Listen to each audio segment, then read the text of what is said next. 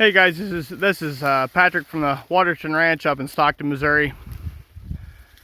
It's January 11th, 2025. Cows are still on this stockpile Milo, and I'm going to do quite a bit of videos about this Milo because it's been quite a learning experience for us, and I think it can be a big learning experience for a lot of ranchers, a lot of people. So we intentionally planted this Milo crop to graze in the winter. It's a high tonnage crop and it's a high calorie crop, and what I mean by that is that you can plant, I think I got the video a little off center there. So this Milo, you can plant a very small acreage of it. So if you have limited acreage, like most people do that are running cattle, you always wish you had more acreage. So what we're doing is we're taking a small amount of acreage. We're really focusing a lot of nutrients, a lot of management on it, and we're growing a high value crop, a high tonnage, and a high calorie crop, I guess. Normally you wouldn't say that when you're talking about cows. That's usually calories is a people term, but if you think of it, you know, we're not just growing a hay crop, we're also growing a grain crop. And the cool thing about that is we can get a lot of calories per acre out of this Milo, a lot more than we could if we just grew like a grass crop and just cut it for hay. And so yeah, that's not really normal terminology when you're talking about cattle and livestock. Is calories per acre. That's not real common, but that's kind of a term that I wouldn't say I've coined it, but I just kind of thought of it one day. I've never heard it used before, but I kind of thought of it one day, and I thought actually that makes the most sense when trying to describe this Milo, is that it's a high calorie per acre crop.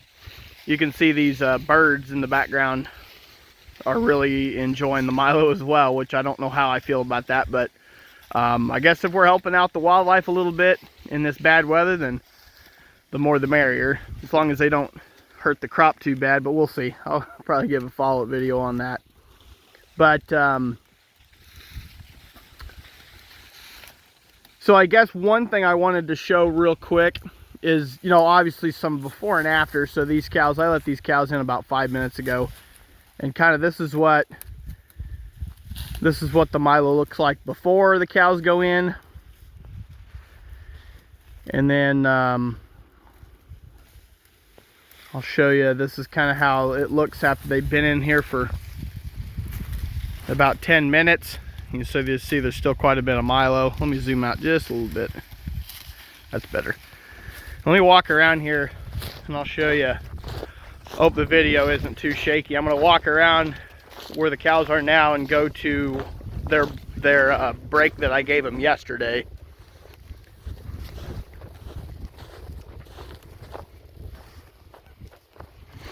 Kind of show you what they left behind.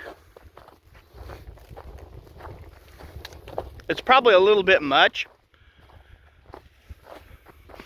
since it had, so yesterday I've got some videos. I've actually got some good videos of the cows grazing this Milo yesterday. Yesterday we had some warm weather yesterday afternoon, and it actually shook most of the snow off of this Milo. It's actually really clean this morning, which is good to see, but yesterday it had a lot of snow.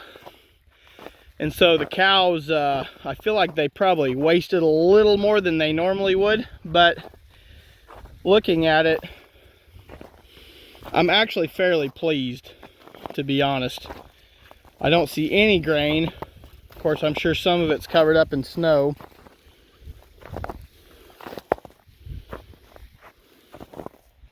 But it looks like to me the only thing that's left is some stalks. And I would say the stalks are even worked over pretty hard. It looks like to me it looks like the cows have chewed on most of these. I mean, you look at this stuff like this. Cows they've been gnawing on that. You know, they've been chewing on that, trying to get it up. So I'd say the utilization is good. I'm actually really happy with it. I'm actually satisfied with these cows grazing through this Milo during the bad weather. I did take them off for 2 days because it was raining. It rained and then it iced, and the ground was super muddy. and the Milo had a ton of ice on it. And the first 2 days, the cows, going into that bad weather, the cows trampled it into the mud, because they went into the Milo expecting to get Milo. Instead they got ice, and so they walked around quite a bit, stomped a lot of it in the mud. And then so I took them off for a couple days, and until the ground froze, and then the ground did freeze in 2 days, and then I let them back on. It seems like if the ground's frozen, the cows, even if they trample it when the ground's frozen, they'll come back. The Milo is clean, it's not muddy, so they will come back and clean it up. And now I think these cows are kind of getting the picture on what's going on. So just observing, it seems like the cows have come around to the idea that some of this Milo is going to have a little ice on it.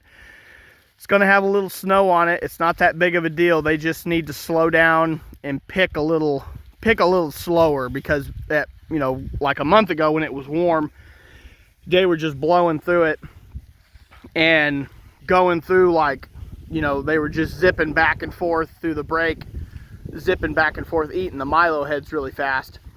And now they've learned to slow down a little bit. There is Milo there. They're just going to have to slow down and pick through the ice and the snow a little bit. And so that's kind of cool to see. But yeah, everything is going really good. As we get on to this side of the field, the Milo is a lot thicker, and it's a lot more. It did a lot better on this side of the field than it did on the other side. The other side, I messed up on planting a little bit, and the cows ate through a lot more acreage than I thought they should. And this side, the cow days on this side of the field are a lot better, and so that's good to see. I apologize if the video camera's not where it should be. I'm just trying to pan back and forth so you guys just don't have to just listen to me. You can actually observe some stuff while I'm talking. I'm really bad at that. I'm bad at just keeping the camera in one spot and just yammering on, and going back and editing the video. I'm like, well, I'm sure people would like to actually look and see different things and observe some things while I'm yapping. You don't have to just listen to me yap. So, but yeah, everything's going good. I like what I see with this grazing Milo. This is the first year we're doing it successfully, and I like it.